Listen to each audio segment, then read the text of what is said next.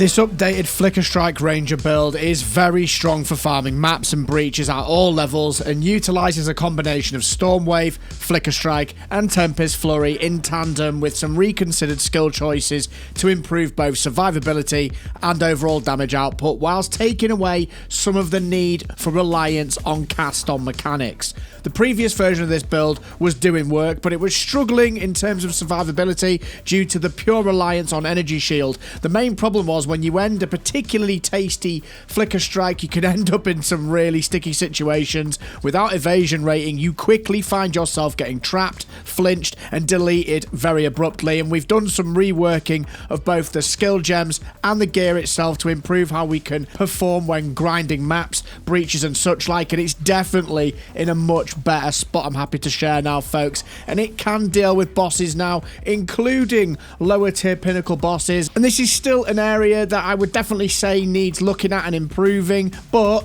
with that being said, if you're looking for a build that can blow through any map boss and definitely successfully deal with T1 and T2 Zesh, then this build will fit the bill for you, folks. It doesn't do those nutty one-shots that you see, but it's still quite formidable and very much workable. You can catch me working on this build live on Twitch and YouTube, so please do like the video and sub to the channel to keep informed. Now, let's get into it. In terms of the skills, I'm going to keep this short and sweet, and if you haven't watched the previous Flicker Strike video, I encourage you to do so, folks. I go into much more detail around the power charge setup, but the crux of it all is picking resonance. This means we gain power charges instead of frenzy charges, and if we come over here to the skills, you'll see I'm using combat frenzy, which allows us to gain a frenzy charge when you freeze, electrocute, or pin an enemy, and we're using profusion in there to gain an additional charge. That is kind of really synergistic with the herald choices and what I'm about to go through. So if you want a more detailed breakdown of that, please do go to that video. I'll put a link in the description and at the end of the video as well. In terms of our skills, we are using, first and foremost, obviously, Flicker Strike. And with that, we've socketed it with Perpetual Charge. That gives us a chance to not remove the charges. It also comes with momentum. After moving at least 2 meters during a single use of the supported skill, the rest of that use deals 40% more damage. Great when you're flying across the screen. Inspiration to lower that mana cost, and inevitable critical. Supported skills gain 25% increased critical hit chance each second up to 100%. So just really nice for making sure those crits get off. And this is the skill that I find myself using the most, to be honest, at the moment in this Flicker Strike setup, folks. I use Stormwave, and I just find it more mana efficient. Flicker Strike's got a place for it. It's definitely the main skill that I would choose to use when I want to blitz around and get movement going. But Stormwave is just super powerful, and you've seen from the montages how much damage it does. With this, we're using Upheaval. This gives us 2 additional fissures, a little bit less attack speed, but that doesn't matter, and a little bit, well, I'll say little bit, 40% less damage, but it still absolutely wrecks. As you can see, you're one-shotting most things on the map, which is great. Ambush. Supported skills have 100% more critical hit chance against enemies that are on full health. You are critting everything, and that's just so effective in a crit chance, crit damage build like ours. Rage. Supported skills grant 3 rage on melee hit. And Heft. Supported skills have 30% more maximum physical damage. Very, very strong. Tempest Flurry, another great one. This skill gem was only level 5, okay? The mana cost is only 19 per hit. The sustain is absolutely crazy. In fact, I'm going to show you. Look at my mana. In fact, you can't see because I am in the way, so what I'm going to do is I'm just going to move myself there so you can. Look at my mana. It doesn't move. It's a great skill. The amount of damage it does and how much it procs when you've got charge staff up is absolutely crazy. So 100% recommend that one, folks. And that's socketed with Martial Tempo for 25% more attack speed, Primal Armament for 25% more elemental damage, Electrocute, so supported skills cannot inflict shock, but lightning damage contributes to electrocution build-up, really nice, and Practice Combo, 40% chance to build an additional combo hit. This just lets you get the combo charges up really quickly to 4, letting you use the bell, which we'll go over in a moment. And when you're fighting bosses, Tempest Flurry and Flicker Strike kind of become this powerhouse combo that I really like to switch between to keep the damage rolling out, which is great. And of course, we're using the normal Herald tech that you've become very familiar with. So we have Herald of Thunder using Glaciation, cold infusion, cold penetration, and long shot to get those distance hits off. We're essentially changing the element there to do some cold damage, some ice damage, and Herald of Ice follows the same suit. We're using Innovate for 35% increased damage as lightning damage for 3 seconds. We're also using Lightning Infusion, supported attacks gain 25% of damage as extra lightning damage. Overcharge, 75% increased Mag of Shocks, which is great, and Conduction, 100% more chance to shock. Lovely rolling synergy there. We've mentioned Combat Frenzy, but this is our primary way of generating frenzy charges that turn into power charges because of resonance, and because we are freezing absolutely everything with our heralds, it's just great at generating them. You get 6 charges very, very quickly. Tempest Bell, you want to be dropping this on tanky elites, although I just blow through everything on this build that's an elite. It's only bosses I use this on, really. And with Tempest Bell, we're using Overabundance for adding +1 to the limit of how many times you can use it. Heavy Swing, 35% more melee physical damage. Font of Rage, objects created by supported skills create a Font of Rage with a 3-meter radius. This means that you grant 2 rage regeneration per second to you and your allies. Really nice. And Rage Forge, supported skills consume 10 rage if possible to deal 35% more damage. So once that all starts ticking, you get a really nice ramp up. And here are some of the changes, folks. We are not using any cast-on skills anymore, which is actually feeling really, really nice. We've actually opted to go for Wind Dancer, and I'll explain around the gear in a moment, but this just makes so much difference. When you've got it maxed out to highest quality, it gives you 4 stages of evasion rating, and it just makes so much difference. When you get dropped in the middle of a group from a dodgy flicker strike, you just have so much more survivability. I'm so glad I switched off Pure Energy Shield. It's made this build really come into its own. And of course, standard proceedings here with Grim Feast. All of these skills are, well, most of them anyway, not all of them, are 20%, okay? You want to be getting the quality up. There's just so much on the table for the vast majority of them, so aim for that, folks.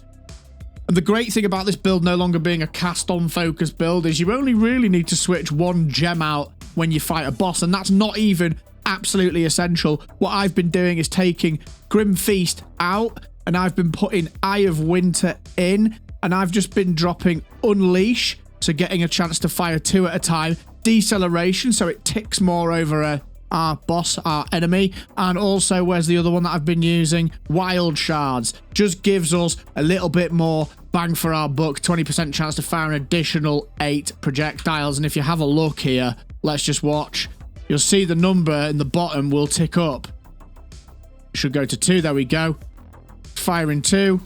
And we could just spam this. It's much better to do this than have it in a cast-on setup because it just drains your mana, folks. And that's not ideal. So that's the approach I've been taking. And I'll say it's not absolutely essential if you're feeling lazy, especially when you're just mapping. But you can still delete the bosses pretty well. Maybe when you're fighting Zesh or someone like that, it's a bit more important. Now, as this is an updated version of the previous build video, there isn't a great deal to talk about here in terms of passives. If you want a full breakdown, I suggest going to that previous video. This build is going to lead you to the same Mobalytics link, which I'm going to put down in the description below. The passives, all I would suggest now is just the value that we are getting out of our evasion rating and maximum energy shield nodes has effectively been doubled because we're actually using evasion now. There's one area that I am not happy with that I really want to beeline for, and that is Subterfuge Mask. I'm not using it at the moment. It's a really, really nice passive node. +2 evasion per 1 maximum energy shield on equipped helmet. But this at the moment is the only tweak really that I would be making. I feel like I need to get a few more levels. I'm 90 at the moment. I feel like I need to get another 4 or 5 levels so I can have a bit more flex in this build. But everything is exactly the same as before. Like I said, check out the link below if you want a full breakdown of the passives. Now, another thing I am a massive advocate for is our channel sponsor, Instant Gaming. Instant Gaming will be offering you new, exciting deals every single day. This is a great opportunity to purchase blockbuster games from this year past, such as Black Myth Wukong or Space Marine 2, or maybe even Elden Ring Shadow of the Erdtree. Or perhaps snap yourself up a superb deal on a highly anticipated anticipated title coming up early next year,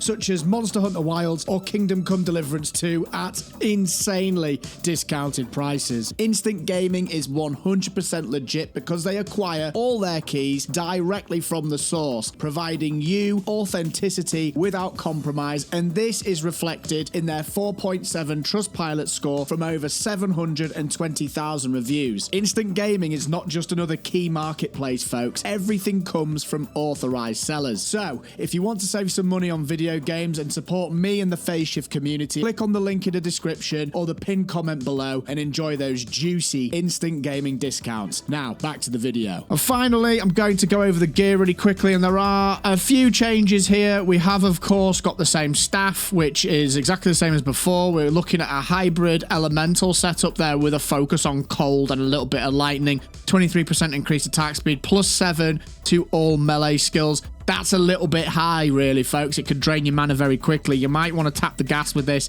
This was corrupted with more cold damage, and also we've got that 60% increased elemental damage with attacks. You can push this higher if you get a better damage roll than me, but this is doing work fantastically. Of course, we're using Hand of Wisdom and Action, the furtive wraps, standard stuff here. Stack as much dex as possible. You get loads of attack speed and, of course, lightning damage from the intelligence.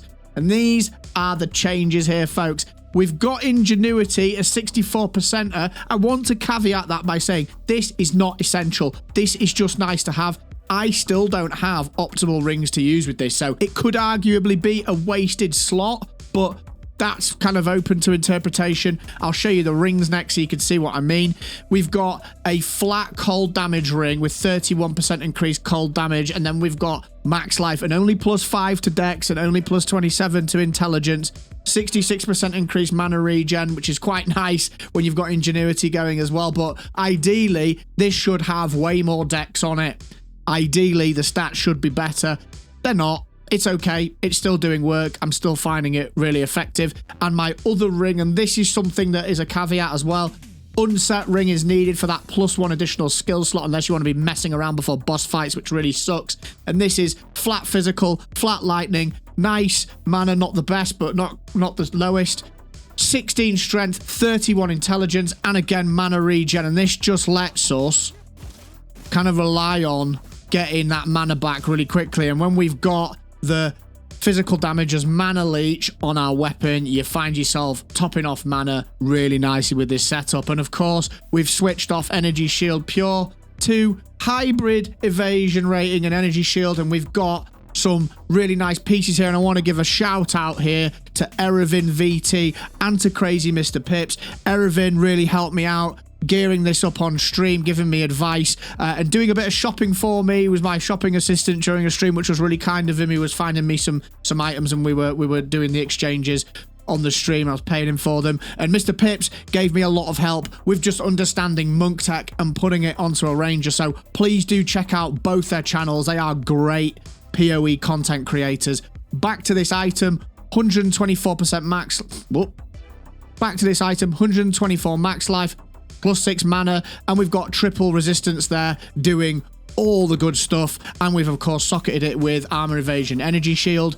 The chest is looking nice as well. Evasion 875, energy shield 330, 160 max life, and another triple reser there. Absolutely lovely with the evasion, energy shield, 40% increase in the sockets. Really tasty. And the amulet, this one is the caveat again.